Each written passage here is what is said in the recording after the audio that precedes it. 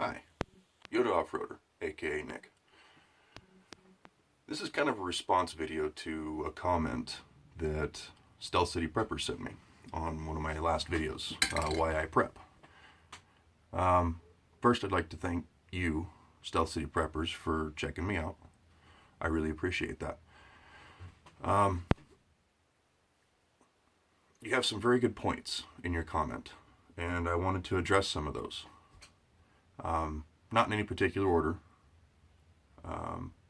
I've already shot this video twice now. This is the third. I'm hoping to make this one a little bit shorter this time.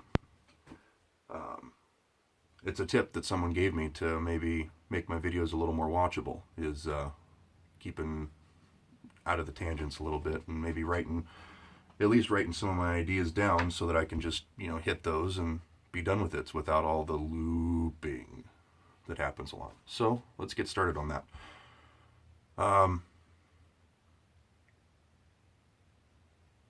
As far as preppers in my area, you talk about 1 to 2% of the population is preppers, and you're right. And that's really being optimistic at times in most areas. Here in central Wyoming, where we live, where I live, there is a lot more understanding of preparedness, because we on a very regular basis have to deal with horrible storms, bad storms, that shut down the only two major highways that semis can travel to bring us supplies, bring us trucks, fuel. I mean, we have fuel refineries here in town, which is where we're lucky. We don't really run out of fuel very often. But the whole just-in-time system for the grocery stores and the superstores and Walmart and all those guys, the just-in-time system relies on trucks. And I know how that system works because I drove a semi for a while for Home Depot. And this was one of the stores that I delivered to, is the one here in my town. So I know how that system works, and I know that most of the people in my area have seen that system work. And with the storms that we get that shut down the highways or shut down the entire town at times, people here are a lot more in the mindset of, well, there's a storm coming, or hey, there's something not quite right, or just it's easier to keep food on hand and stuff that you might need, your medicines and things like that some people rely on. So because of that, we have a higher area, or a higher percentage of prepared people, which is a good thing, and it makes me happy. As far as a group goes, I am working on that. I am trying to basically earn my way into a mag group that's already been established here. I've been working with Lee Wilson of TGO Wyoming, and he's been teaching me a lot of stuff. We've been working together on a couple of little projects here and there, and I think it's going well. So my hopes are very high on that. So yeah, you're right. A group is a great idea, and that's something that I'm working on. Isolationism prepping. Keeping yourself isolated is something that I did for a very long time. I didn't tell anybody. I mean, only my wife knew that I was a prepper. I didn't talk to my kids about it.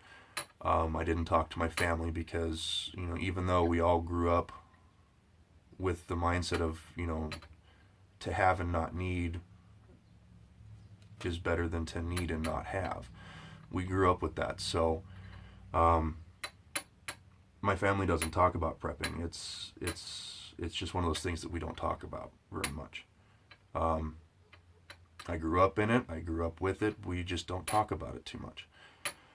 So when I talked to my friends about it, and they thought I was just some crazy whatever. So I stopped talking to people about it and realized that that's a very lonely lifestyle, and I don't do well that way. I don't do well isolated. So I've started making friends, and I'm doing this because if someone really wants what I have, they can try and take it. I just am able to rest a little bit easier knowing that me and my wife can protect ourselves from someone trying to take stuff from us because of the way we are. So there's that. I feel we need a community. We really do. Whatever's coming, whatever I feel is coming, whatever you feel is coming, whatever anybody feels is coming, and this is just the imperial we for everybody that potentially watches this video. We need a community because not everyone knows how to do everything. I know how to do certain things. I know how to build. I know how to maintain cars, equipment, guns. I can make ammunition, but I can't grow food. That's one thing that I don't. That's one of the things I don't know how to do, is grow vegetables. So there's someone else in the community that does, but they don't know how to work on a car. I do. We can work together. Trading with the needy. I mean, you're talking about someone who is starving is more than likely not going to be trading for food. They're going to be trying to pillage. They're not going to be trading. People that are trading have something to trade. And unless it's someone that I can vet, then I'm not going to trade with them. That's just how that works.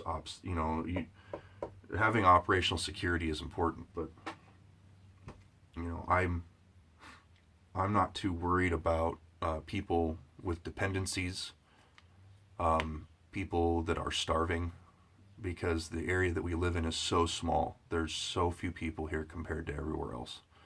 I think Montana is the only place that rivals us in how small the community is. So, I mean, there's a lot of what ifs in my belief system. Unfortunately, this world is full of what if. That's just how it works. What if this? What if that? The what if is everything in this world, especially when it comes to shit hits the fan preparedness. So, what if is just that, what if. People that are underprepared, I'm one of them. I'm massively underprepared. I don't have the stockpile of ammo that I feel I need to have. I don't have the food that I feel I need to have. And it's because I'm doing this on a shoestring budget. I work every day, almost. I work 5 days a week, 10 hours a day, and I do the best I can with what I have. And right now it's just a little bit tight. So it's going to be tight for a while. So I just do what I can with what I have. That's all I can do. So I am underprepared. I know that. I know how to supplement. We're working on starting a garden. My wife has a vague idea of how to grow things, whereas I have none. So we're working on getting a garden started so that we can supplement our vegetables. I'm learning wild edibles, which in this area there are quite a few wild edibles, thankfully. And the fact that in this area we are a community. We are a people that yeah, in normal times it's, we stay out of each other's business. It's whatever you want to do. I don't judge you, you don't judge me. We just leave each other alone. That's just the nature of Wyoming, and I love that. But yeah, the being underprepared isn't a death sentence here. We are more than prepared for cold weather, for as far as shelter and clothing and things like that. We're more than well prepared. I can hunt with what I have, with as far as ammunition and arms and things of that nature. And skills. I have skills. I have lots of skills. And I'm increasing my skills every day, or doing my best to do so. So with a lot of skills, a lot of the skills that I have acquired, there's a lot that I can do as far as providing for my family, as well as providing safety for my family. So yeah, I mean, this is going to end up being a little bit longer video than I was hoping to shoot. Um, I hope this gets some answers, a little bit of a response. Um, Shoot me a message back, please. Anybody that has any questions, comments, leave them in the comment section. I get those directly to my phone, and I do my best to respond to them uh, as quickly as I get them. So, yeah. Hope everybody has a great day, and be safe out there.